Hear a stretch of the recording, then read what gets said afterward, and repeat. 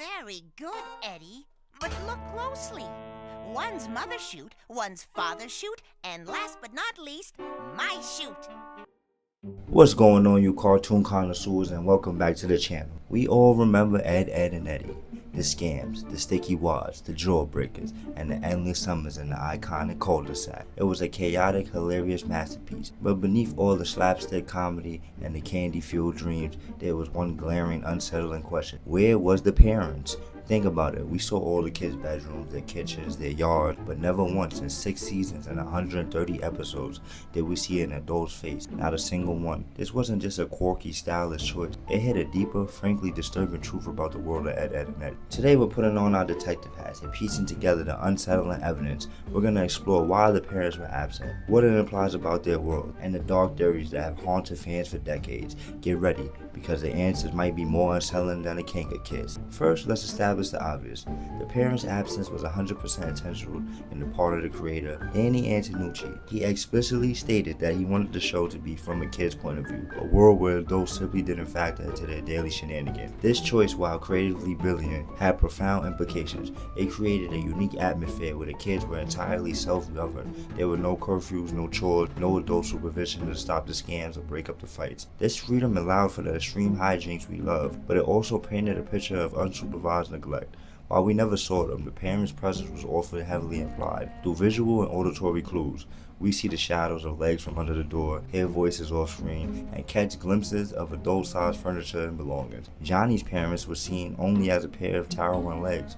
Ralph's parents was often just voices and hands performing chores. Even Ed's parents was hinted at with their strangely neat kitchen, a stark contrast to Ed's own room. This made their absence even more unsettling. They were there existing, but utterly invisible and uninvolved in their children's lives. It's like they existed in a parallel dimension within the same house. This brings us to the most disturbing aspect, the implied neglect. If their parents are always off screen, constantly busy and just not around, what does that say about the care the kids are receiving? Think about Ed's relentless pursuit of money, often stemming from a seamlessly unfulfilled desire for jawbreak. A child obsessed with sugary treats, likely because he's not getting proper meals or attention at home. Ed's house is bizarre, often a chaotic mess, and he seems to live in his own world, largely unchecked. Even Double D, the most responsible, often bears the brunt of chaos without a clear adult figure to turn to.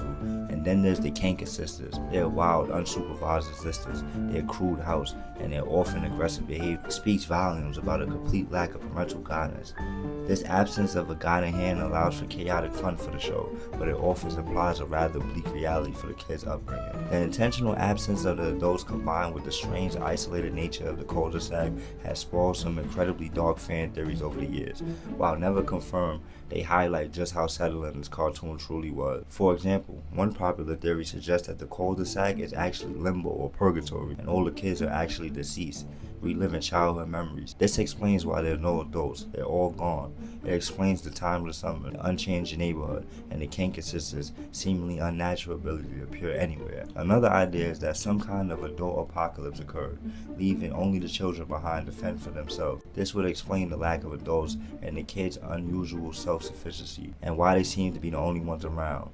A more whimsical but unsettling theory posed that the adults are simply too massive to be seen by the kids, and that they are so tall that only their lower legs are ever visible. This leans into the kids' point of view, but in a more literal, monstrous way. While these are just theories, they perfectly capture the profound sense of the isolation and mystery that the show intentionally cultivated. The parents' absence wasn't just a gimmick, it was the foundation for a deeply unsettling cartoon world. Ultimately, the truth about the parents of Ed, Edd, and Eddy and their non-existence was their most powerful presence. By never showing them, the creator of the show forced us, the viewer, to fill in the blanks, and what we filled it with was often a sense of neglect, isolation, and a subtle, pervasive unease. It made the world of the Eds both incredibly free and incredibly vulnerable. It's a testament to the show's genius that this stylistic choice became one of the most compelling and unsettling mysteries. It wasn't just a cartoon, it was a psychological experiment in childhood autonomy and perhaps abandonment. So there you have it,